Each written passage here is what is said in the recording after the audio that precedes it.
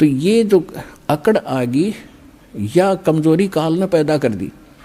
तो जो भक्ति नहीं चाहते वो तो खाओ धक्के, और जो भक्ति चाहते हैं वो काल के पक्के के उन दूतों को फंस गए।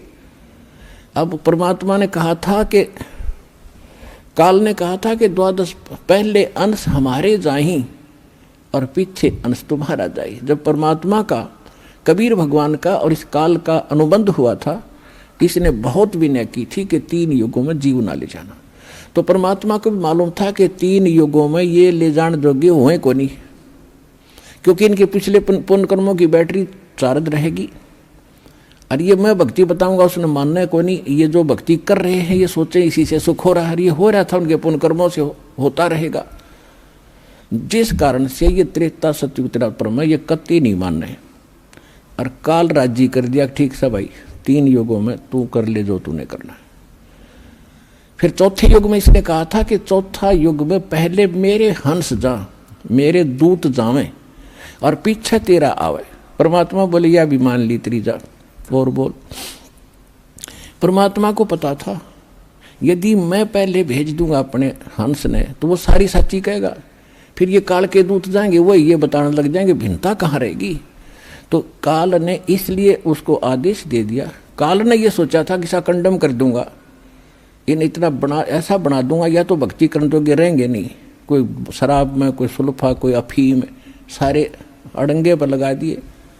जो भक्ति करते हैं वो कोई पत्थर पानी पूजन पर ला दिए या नकली संता का फंसा दिए। तो काल ने यह चालाकी करी थी कि पहले अंश मेरे जाही और पीछे अंश तेरा आई। तेरा जो दास से दाता वो बाद में आवे, पहले मेरे जाले हकजा, पहले तेरे चले जाएंगे।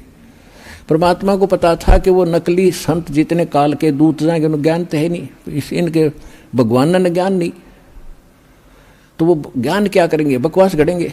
तो वो बकवास घड़ घड़ के ज्ञान बता बता के उनकी कई पीढ़ी जा चुकी होंगी और उनकी पुस्तक बन चुकी होंगी, उनके ज्ञान की DVD बन चुकी होगी।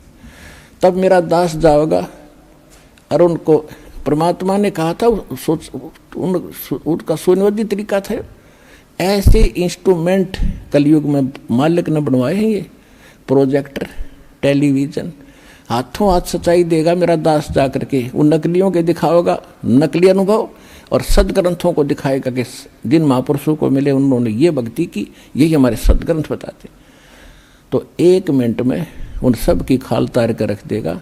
सब बच्चे मुझे पहचानेंगे और मेरे पास आ जाएंगे फिर छोड़ छोड़ के।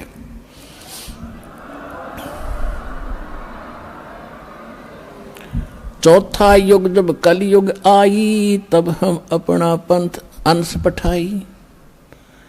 काल बंद छूटे नर लोई शुक्ल सृष्टि परवानिक होई। सारी सृष्टि परवानिक यानी पूरा विश्व नाम लेगा। कलयुग बीते 5500 पाचा, जब यो वचन मेरा होगा साचा।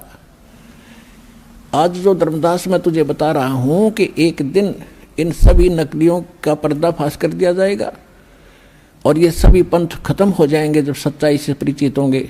सब मजहब के लोग भी सत्य को स्वीकार करके पूरा मानव एक होगा और भक्ति करेंगे और इन प्रमाणों से इतने प्रभावित होंगे, फिर वो सभी नाम लेंगे, पूरा विश्व नाम लेगा।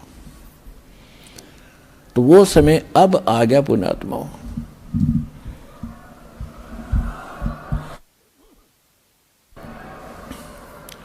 अब क्या है कि जो भी किसी पंथ से जुड़े थे या कोई अपनी परंपरागत साधना कर रहे थे, घर की पूजा होती है, उनको करते करते आज आपकी क्या हालत हो चुकी है।